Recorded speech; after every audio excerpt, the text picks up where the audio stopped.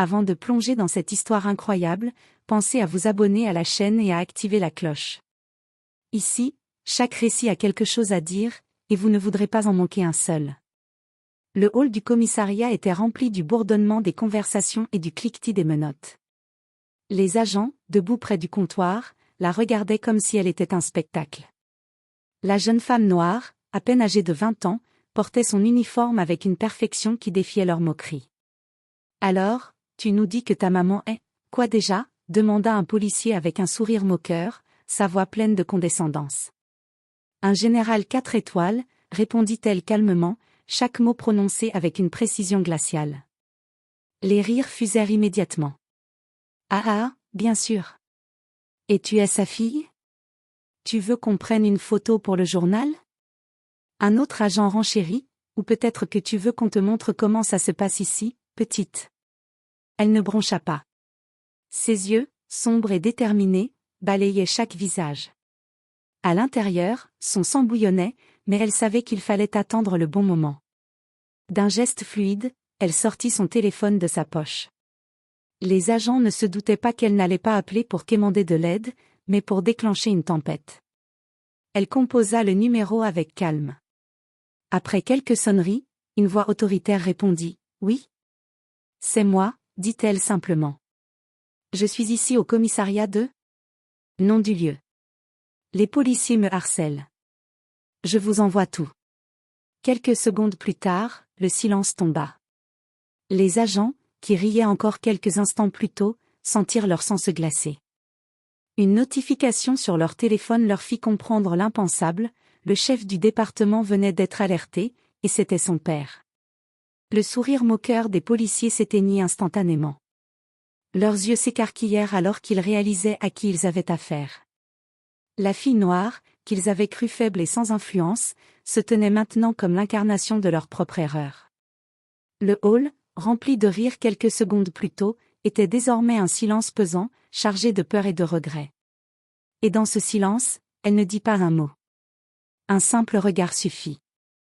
Le hall du commissariat était toujours figé dans un silence pesant. La jeune femme, immobile, observait les policiers se regarder, visiblement incapable de savoir qui devait agir le premier. Le chef du département arriva en personne, ses pas résonnant sur le carrelage. Son regard se posa sur elle, et pour la première fois, les policiers virent le respect mêlé à la crainte dans ses yeux. « Messieurs, expliquez-moi ce qui se passe ici », dit-il d'une voix grave. Les mots se coincèrent dans la gorge des agents. Leurs rires arrogants avaient disparu, remplacés par une panique muette. Un policier osa finalement bredouiller, « C'est juste, nous. Vous avez harcelé cette jeune femme », coupa le chef, ses yeux lançant des éclairs. Les agents hochèrent timidement la tête, incapables de soutenir le regard de leur supérieur, et surtout de sa fille. Le chef soupira profondément, comme pour contenir sa colère. « Très bien. Vous allez immédiatement rédiger vos rapports et expliquer vos actions. Et vous savez quoi ? Vous serez suspendu jusqu'à nouvel ordre. Vous verrez que le respect n'est pas une option, c'est une exigence. » La jeune femme sourit légèrement, mais intérieurement, elle savait que la vraie leçon n'était pas terminée. Ces policiers arrogants venaient d'apprendre que l'ignorance et le racisme pouvaient se retourner contre eux de la manière la plus spectaculaire qui soit. Alors qu'elle quittait le hall, elle leva la tête, sentant le poids de chaque regard sur son dos. Elle n'était pas simplement la fille d'un général 4 étoiles. Elle était la preuve vivante que la justice pouvait frapper vite et fort, même quand on pensait être au-dessus de tout. Dehors, l'air frais lui fit un bien fou. Elle savait que cette journée ne serait que la première d'une longue série où le pouvoir et le respect prendraient leur juste place. Les jours suivants, le commissariat était devenu un endroit différent. Les rires arrogants avaient disparu, remplacés par des murmures nerveux et des regards fuyants. Les policiers, autrefois sur deux, semblaient marcher sur des œufs. Certains tentaient de se rattraper, pensant qu'un simple « désolé » suffirait. Mais la jeune femme, fidèle à sa détermination, ne leur accordait aucun pardon facile. Elle savait que leur arrogance ne disparaissait jamais vraiment, elle devait leur donner une leçon qu'ils n'oublieraient jamais. Un matin, alors qu'elle arrivait au commissariat, elle trouva plusieurs policiers regroupés dans un coin, chuchotant et lançant des regards en coin. Leur chef avait quitté le bureau, laissant derrière lui un silence oppressant. On doit faire quelque chose, murmura l'un. Si elle raconte tout à papa, on est fini. Mais avant qu'il ne puisse agir, elle entra calmement dans le hall. Chaque pas résonnait, chaque regard se tournait vers elle. Les murmures cessèrent instantanément. Vous croyez vraiment pouvoir vous en sortir après ce que vous m'avez fait subir, demanda-t-elle, sa voix glaciale et tranchante. Vous pensez que votre arrogance et votre mépris resteront impunis? Un silence de plomb suivit. Aucun mot ne pouvait suffire. La tension était palpable, comme si le hall entier retenait son souffle. Puis, d'un geste rapide, elle sortit son téléphone et activa l'enregistrement. Tout ce que vous dites ici sera transmis directement au chef du département. Chaque mot, chaque mouvement, chaque tentative de manigance. Les policiers pâlirent. Certains se précipitèrent pour tenter de cacher leur plan, mais il était trop tard. Elle avait toutes les cartes en main. L'orgueil qu'ils avaient exhibé quelques jours plus tôt s'était effondré en poussière. Cette fois, ils comprirent que la justice pouvait être froide, rapide et implacable, surtout lorsqu'on se moquait de la fille d'un général 4 étoiles. Et elle, debout au milieu du hall, souriait doucement.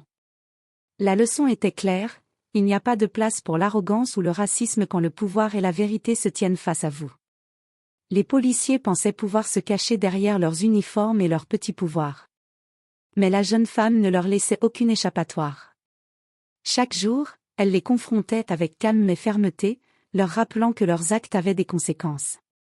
Un matin, le chef du département convoqua tout le commissariat dans la grande salle. Les policiers, encore humbles et nerveux, comprirent rapidement que ce n'était pas pour un simple rappel des règles. Le chef se tourna vers eux, les yeux noirs et lourds de reproches. Vous avez été arrogant, injuste et raciste. Vous avez harcelé une citoyenne, et en plus, vous avez ignoré vos propres règles. Vous êtes suspendu, et une enquête disciplinaire est ouverte. Certains d'entre vous pourraient perdre leur poste. Les visages, autrefois sur deux, étaient maintenant figés par la peur. Le murmure des excuses ne servait plus à rien. Puis la jeune femme s'avança. Chaque pas résonnait comme un écho de justice. Elle n'avait pas besoin de menacer, sa seule présence rappelait aux policiers qu'ils avaient sous-estimé le pouvoir de la vérité et de la famille. Je ne voulais pas en arriver là, dit-elle d'une voix glaciale mais contrôlée. Mais quand on se moque de quelqu'un, on doit être prêt à en subir les conséquences. Un des policiers tenta de balbutier une défense, mais elle leva la main, et son simple regard suffit à le faire taire. La salle entière était désormais sous son contrôle moral. Quelques semaines plus tard, certains policiers furent transférés, d'autres suspendus définitivement. Le commissariat retrouva son calme, mais personne n'oublia jamais la fille du général 4 étoiles, celle qui avait transformé l'arrogance et le racisme en une leçon inoubliable. Et dehors, la jeune femme, debout sous le soleil, inspira profondément. Elle savait que la justice n'était pas une option, c'était un choix, et ceux qui pensaient pouvoir ignorer la vérité finissaient toujours par la rencontrer.